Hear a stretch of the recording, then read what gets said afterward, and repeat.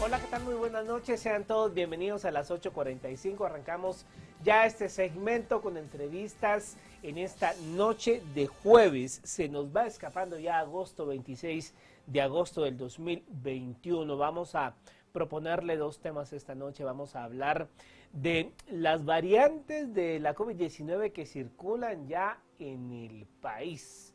Tratar de diferenciar una de otra para conocimiento de todos. Es un tema que de verdad pues uno ingresa a redes sociales y en cualquier momento que uno ingresa pues ve tweets o posts en Facebook de alguien que se está lamentando por la muerte de algún familiar, de algún amigo.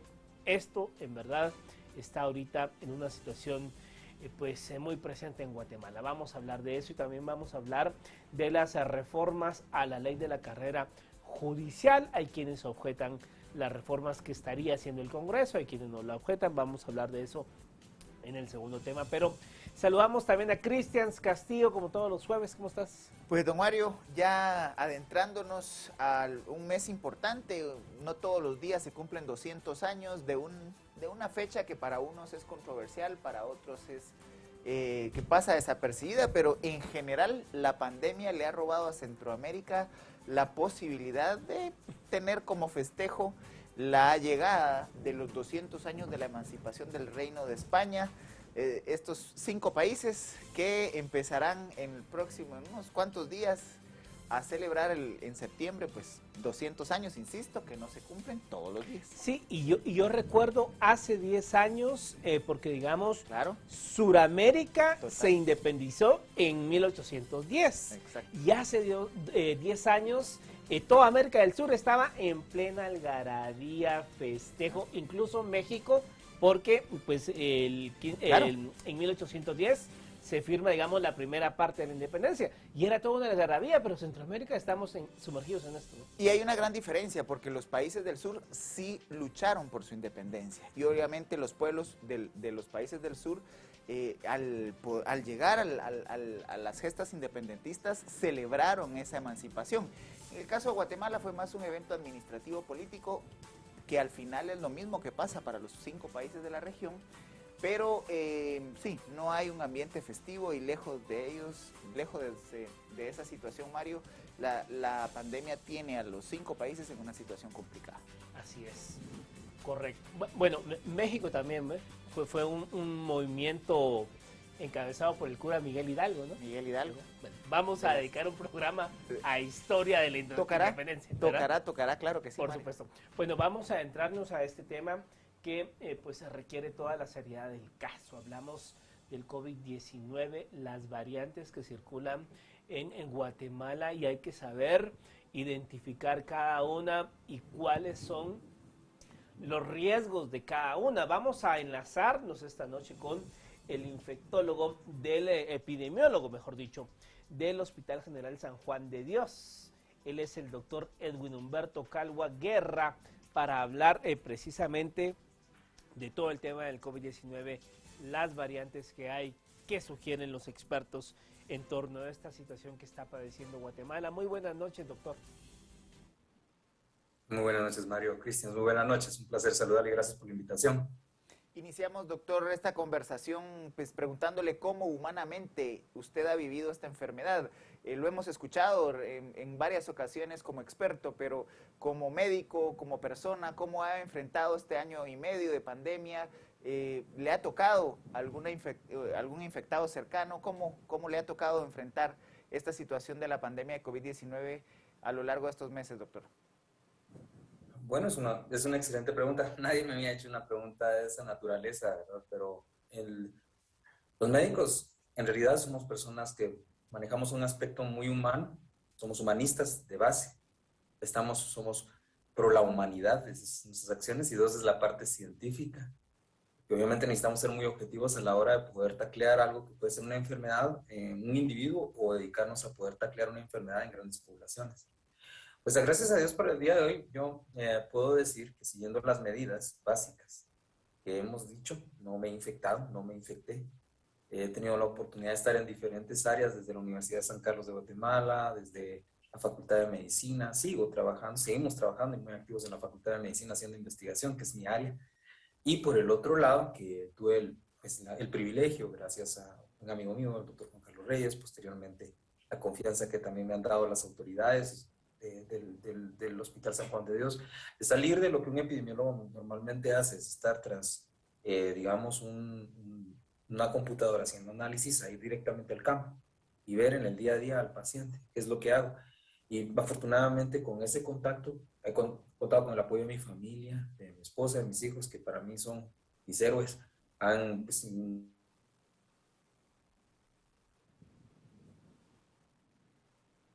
Creo que se le cayó la señal al doctor. Bueno, vamos a intentar recuperar la señal con el doctor Calwa, pero importante lo que menciona Christians, porque hablamos día con día en las noticias de la pandemia, ya llevamos más de 1 año y medio, pero los doctores han estado desde el día 1.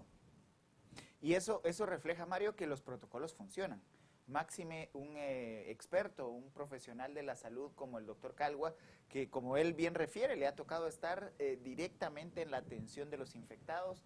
Y bueno, una persona que está permanentemente en relación y en espacios en donde circula el virus, que no se haya infectado 1 año y medio de estar expuesto, quiere decir que los protocolos funcionan y que es importante aprender de esa experiencia en el momento en el que retomemos la comunicación con el doctor Calwa, porque lo fácil de infectarse, teniendo conocimiento de cuáles son las medidas que pudieran evitarlo. La población en este momento está experimentando el peor pico de contagios en lo que va de la pandemia en Guatemala, y es precisamente porque no siguen o no seguimos los protocolos esos que afortunadamente han librado al doctor de contagiarse estando en primera línea de atención a los enfermos. Y es que era algo que usted mencionaba semanas atrás y hacía la referencia de que uno no se contagia por cosas, o sea, al final esto es un tema de interacción humana, ¿no? Totalmente, y eso lo aprendí inclusive con mi propia experiencia en mi contagio. Uno guarda protocolos de limpiar las cosas, de evitar tocar objetos, pero el virus se contagia de persona a persona, con gotitas de saliva que son expulsadas de un humano infectado y que obviamente tienden a contagiar a quienes estén cerca. Por supuesto. Bueno, retomamos comunicación con el doctor Calwa. Doctor, ¿nos escucha? ¿Ahora sí? ¿Nos escucha, doctor? Doctor, buenas noches. Tenemos imagen del doctor, pero sin embargo, no el audio. me parece que el audio... ¿Nos escucha, doctor? Buenas, doctor Calwa. No, creo que bueno, vamos a resolver este problema técnico. Estamos hablando con el epidemiólogo del Hospital General San Juan de Dios, el doctor Edwin Humberto Calwa Guerra. Queremos abordar el tema de las variantes del COVID-19 que ya circulan en Guatemala y sobre todo, pues, hay que estar permanentemente recordando cuáles son esas medidas para evitar contagiarse de COVID-19. La Universidad de Washington, Christians y también la cartera de salud pública básicamente han empatado las proyecciones en cuanto al número de muertos que se esperan para finales de octubre y principios de noviembre. Ya tenemos al doctor Calwa. Doctor, ¿nos escucha ahora? Sí, nos escucho bien, tenían en mute el micrófono, pero me alegra estar desde acá. Perfecto. Sí. Doctor, ¿nos puede explicar un poco acerca de estas variantes? ¿Por qué se le llaman variantes? ¿Por qué esta denominada variante Delta es mucho más agresiva que lo que conocimos al principio de la pandemia? Si nos puede explicar cuántas variantes circulan en Guatemala y por qué se le llaman variantes, por favor. Sí, cómo no. Realmente tenemos la original que vino de China, que es de Wuhan. Y prácticamente tendríamos que entender que tenemos algo circular con coronas, espigas si quieren, o espinas como si fueran, ¿verdad? Lo que está variando, puede variar muchas cosas dentro de la conformación porque todo ser humano tiene que tener, digamos, una información genética para poder, o ser vivo tiene una información genética para poder, digamos, reproducirse. El virus necesita de nuestras células para reproducirse. Así que se tiene que ir a pegar a una célula y lo hace a través de una de esas espigas. Realmente las primeras espigas se pegaban, pero no tan eficientemente. Pero como el virus, conforme va contagiando a más gente, va aprendiendo. Tiene su propia inteligencia artificial que logra de alguna manera decir, bueno, no me logré pegar, pero ahora voy a variar esta pequeña situación, por eso la variante, en la espiga, y voy a lograr que sea más eficiente en entrar. Y lo va probando, y en el momento que encuentra que es eficiente y entre esa célula, esa parte de la espiga se adhiere con una mejor manera. Entonces, cuando estamos hablando de variantes, es que hay pequeños cambios en las letras, o realmente que representan químicos que prácticamente tienen que ver con esa espiga, y hacen que se fusione de una manera más eficiente hacia la célula. Entonces, salió Wuhan, empezó a evolucionar y empezó a infectar a mucha gente, y es lo esperable, con una velocidad relativamente rápida, pero digamos, vino un punto donde empezamos a tener la variante alfa, la que se vio en Inglaterra, se descubrió en Inglaterra. Luego beta, que fue la que se descubrió en Sudáfrica. Luego vino la gamma, que es la que se descubrió en Brasil. Luego vino delta, que tenía que ver digamos, en los aspectos de India. Y tal vez se acordarán ustedes que salió en un momento dado una que es la Epsilon, las variantes californianas que también se dijeron en un momento dado, porque han habido como cerca de 3 alertas en que han llegado digamos, a estos números. Hay muchos más, pero estas son las que más están pegando porque vienen prácticamente de otros países y han logrado eficientar esa manera de unirse a la célula a través de esos cambios, mutaciones o variaciones en las espigas para que entren. La situación es de que, digamos, alfa, beta, gamma, un 20% de transmisión superior.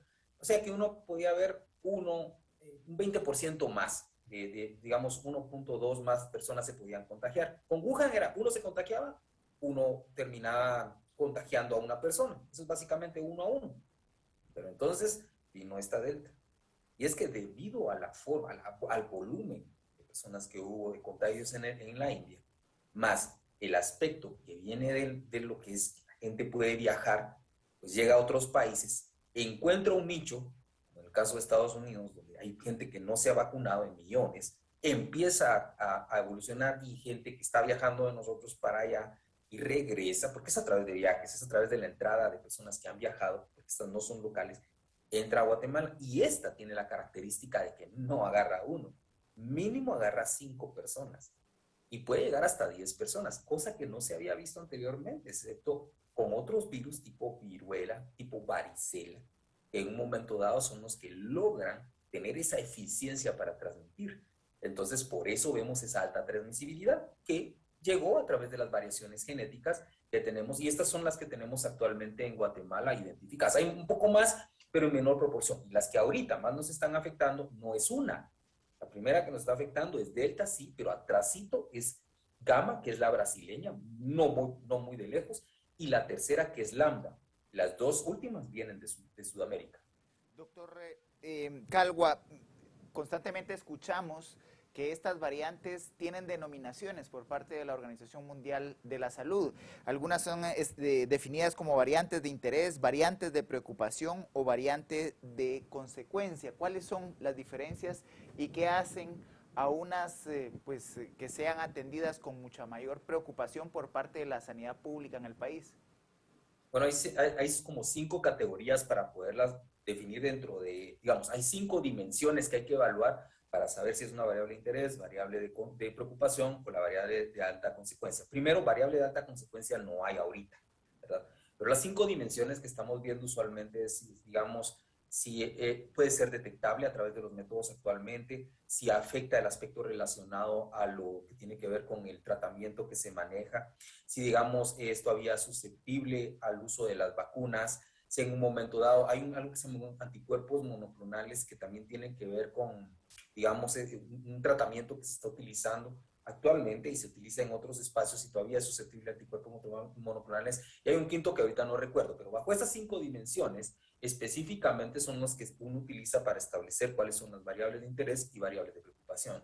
Y la variable, lo que tenemos ahorita es delta, es una variante de preocupación, porque pasó de un 1% a 93%, y sí se ve que hay severidad, esa es otra cosa, porque lo hacen más severidad en un momento dado, ese es el quinto. Si logra tener cuadros más severos en poco tiempo, que es lo que pasa con delta.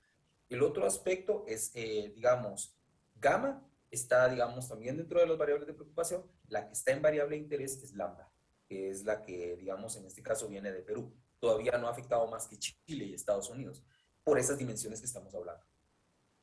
Ahora bien, doctor, digamos, si empatamos el tema de estas variantes, usted ha mencionado que la que más está afectando al día de hoy, el 26 de agosto, es la variante Delta, muy seguida de la variante brasileña, si no estoy mal. Eso fue lo que dijo, Gamma. ¿verdad? Es correcto, Mario. Digamos, ¿cómo empatamos esto con el tema de la vacunación? ¿Qué tanto protegen las vacunas con estas variantes? Si nos puede explicar en base a la experiencia. Bueno, miren, en realidad, sin duda alguna, la vacunación protege. Eso no quiero dar más, especialmente lo que nos están viendo, las vacunas van a proteger. Lo importante es que no es una vacuna, son las 2 dosis de vacuna. Y además, el otro aspecto que hemos estado enfatizando mucho es que no es solamente la utilización de la vacuna, sino también las medidas de mitigación que se tienen que estar llevando a cabo. Aquellas que ustedes pueden realizar de manera personal, como es el mejor y más apropiado dispositivo y más efectivo y positivo para evitar el contagio, dispositivo médico, es la mascarilla. Entonces, en este momento, esos dos aspectos son clave. Yo me vacuno, pero además de eso utilizo mascarilla, que baja el 76% de la posibilidad de contagio. Las vacunas realmente son, digamos, sin duda alguna, la mejor manera de frenar el contagio. Estamos donde estamos porque no hemos podido ser tan eficientes para cubrir logísticamente la cantidad de vacunas a nivel global. Esto no es un problema solo de Guatemala, es a nivel global. Y somos tan fuertes como todo un globo, como el más débil de los países que tenga la capacidad, porque estas variantes, en un momento dado, que eso no ha pasado aún, va a llegar un punto que si no logramos eficientar la parte logística de manera global y somos más estratégicos en la manera de obtención, que sí puede salir, que es uno de los escenarios que algunos de nuestros colegas epidemiólogos han visto, donde una de las variantes sí ya no puede ser susceptible a la vacuna. Pero en la actualidad ese no es un problema.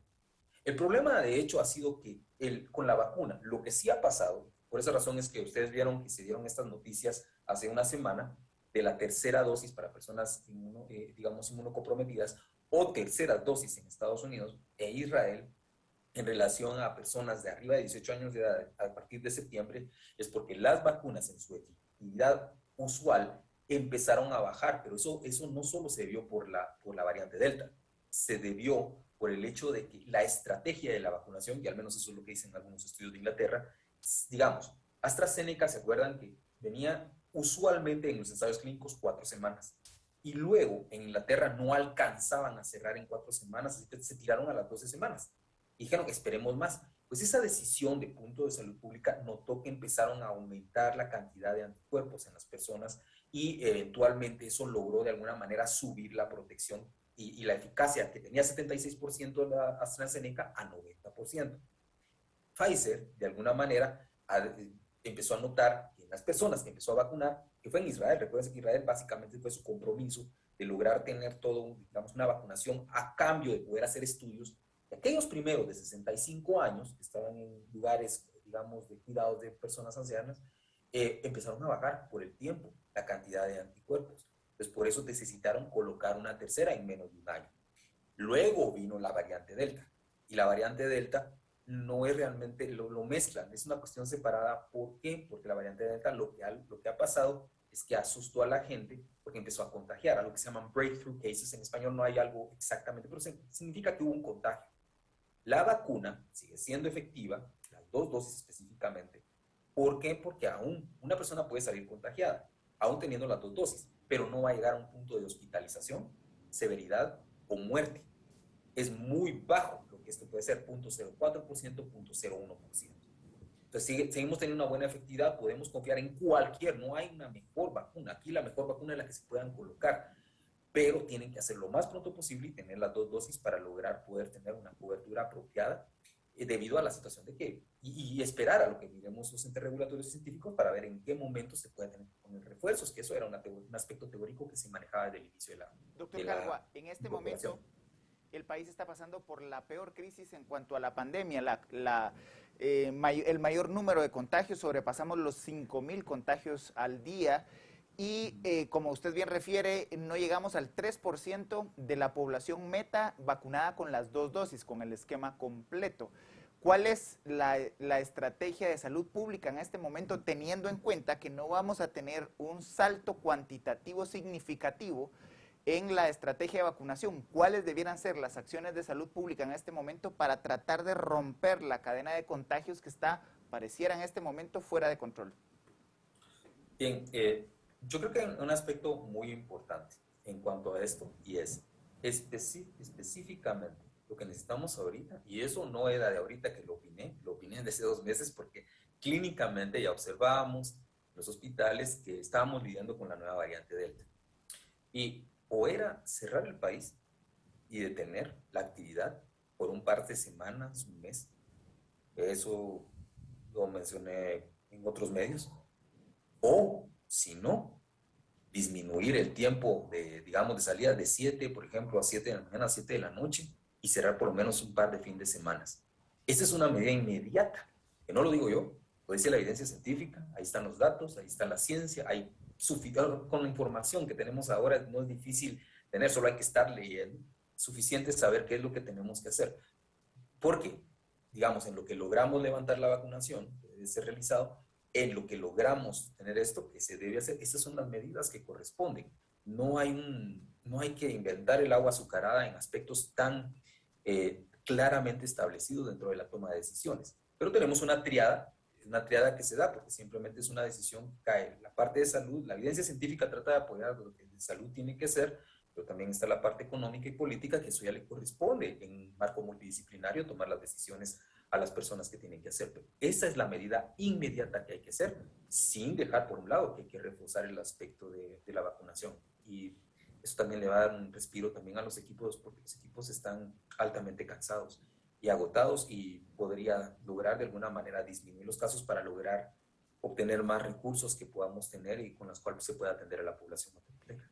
Es decir, doctor, para traducir un poco lo que usted nos quiere decir, lo que hay que hacer es evitar movilidad y conglomeración de personas, ¿es correcto? Para cortar los contagios. Sí, porque mire, yo estoy en el día a día viendo pacientes, entrevistándolos, no, como le digo, esa fue la idea de poder acercarme de la academia directamente al área clínica.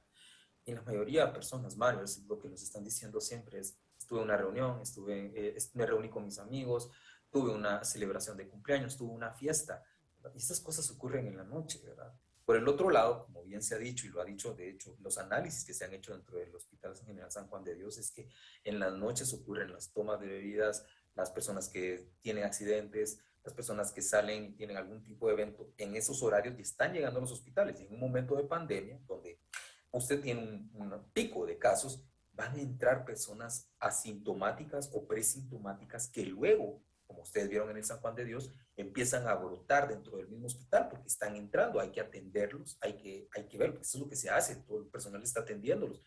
Es que brotan los casos y no solo están enfermándolos a ellos, están contagiando al equipo. Y nuestro trabajo está tratando en consistir en cómo logramos equilibrar ese aspecto y tratar de detener esa ola de contagios técnicamente, científicamente, evitando precisamente esas situaciones de accidentes y evitando las reuniones que no deben estar ocurriendo para lograr aplanar la curva.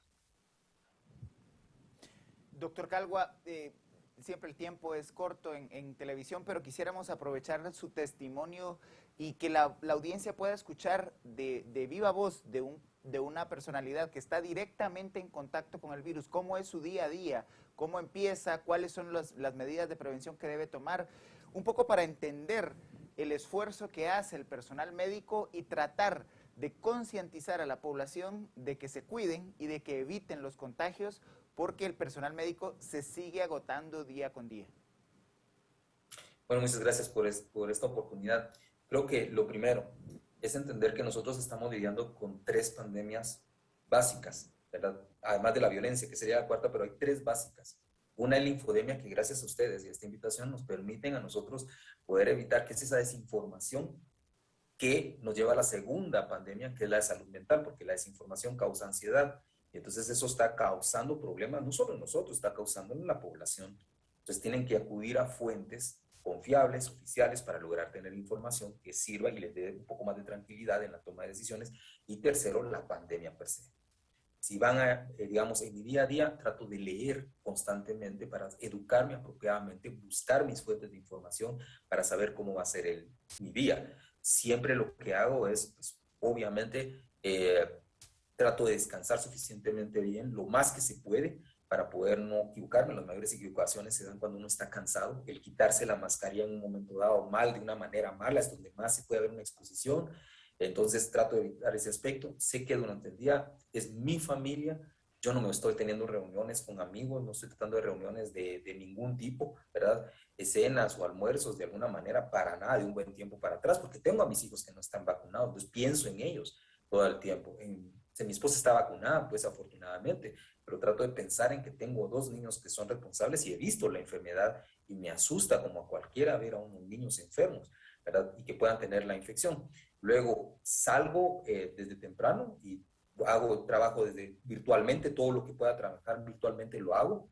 Y luego ya de regresos, mi día normalmente es de muy tarde en la noche cuando regresemos acá, pues vengo, me tengo que quitar la ropa que ustedes ven normalmente acá, tengo que duchar, o sea, uno tiene que ducharse 2 veces al día prácticamente, cuidar mucho cómo preparo la ropa para que mi esposa pueda de alguna manera hacerlo, cuido mi entorno, creo mi burbuja de seguridad, tratando de no incluir a nadie que no cumpla con lo de la mascarilla, que se esté reuniendo, de tal manera que pues, con esa atención y con todo eso hemos logrado ir pasando el día a día y tratamos de estar interactuando con personas como ustedes o como la población, tratando de educarlas como ustedes. Eso es, en resumen, no sé qué más decir, pero nuevamente ustedes hicieron buenas preguntas que no me habían hecho antes, así que eso sería lo que podría compartir con ustedes. Doctor, solo brevemente para ir cerrando su participación y sobre todo en el contexto en el que estamos en Guatemala, recordarle a las personas, y ya lo hablábamos con Cristian, este es un tema de alta transmisión entre seres humanos. Hay personas que les molesta cargar la mascarilla, hay personas que dicen, ay, no, hombre, si no pasa nada, si nos juntamos un grupo que a ninguno le ha dado. O sea, si nos puede volver a recordar, por favor, las consecuencias de esto y los casos que están viendo ustedes.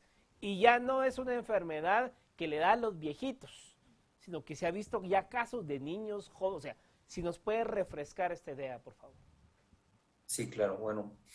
Recordemos, como hablamos, número 1 es la vacunación, pero a la par de la vacunación va el uso de la mascarilla. Ese es el dispositivo médico más efectivo que tenemos disponible en este momento para evitar la transmisión. Porque la transmisión es por las gotas y que nosotros, digamos, emitimos cuando estamos hablando, cuando estamos frente a otras personas, y llega hasta nuestros ojos, hasta nuestra nariz, hasta nuestra boca, y es finalmente lo que termina siendo el método de contacto. Es por contacto, esto no es por el aire que sería, ni siquiera saldríamos, es por ese contacto. Por eso esta medida de la mascarilla es sumamente importante. Miren, yo tengo lesiones, de hecho, por el uso de la mascarilla.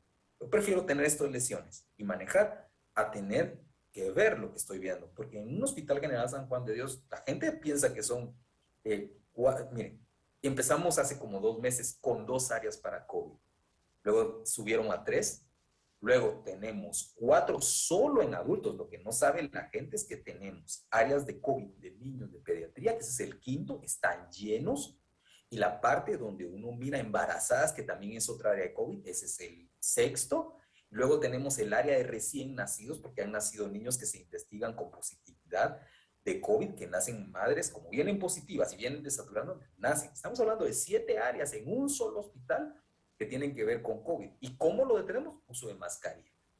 Sí cuesta, claro.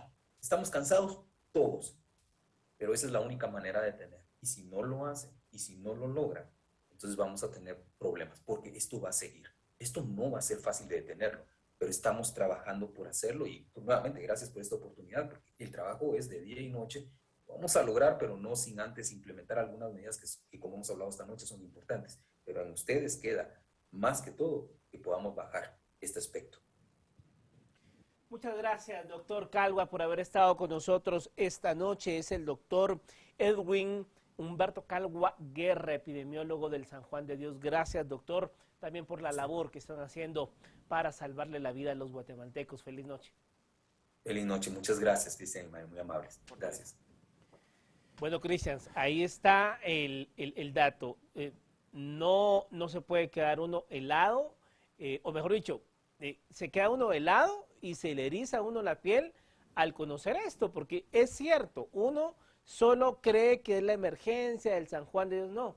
Hay bebés, hay niños, embarazadas, ancianos, o sea, esta es una cosa ya, o sea, de verdad hay que tomarlo, y no es para crear pánico, hay que tomarlo en serio, ¿no? Y es muy importante que recordemos siempre que los que nos están tratando son personas que están expuestas, que pueden contagiarse y que además están sacrificando por la labor que realizan relaciones que son fundamentales para ellos como seres humanos. Lo decía muy bien el doctor Calwa, el temor de llegar a su casa y sus dos hijos pequeños, exponerlos a un eventual contagio. Él está todo el tiempo en contacto directo con espacios en los que circula el virus por atender enfermos, y esos sacrificios no los vemos y a veces nos exponemos innecesariamente, y con ello exponemos también a todo el personal médico que está haciendo su esfuerzo. Por supuesto. Bueno, 10 de la noche con 4 minutos. Vamos a hacer una breve pausa y volvemos para hablar de reformas a la ley de la carrera judicial.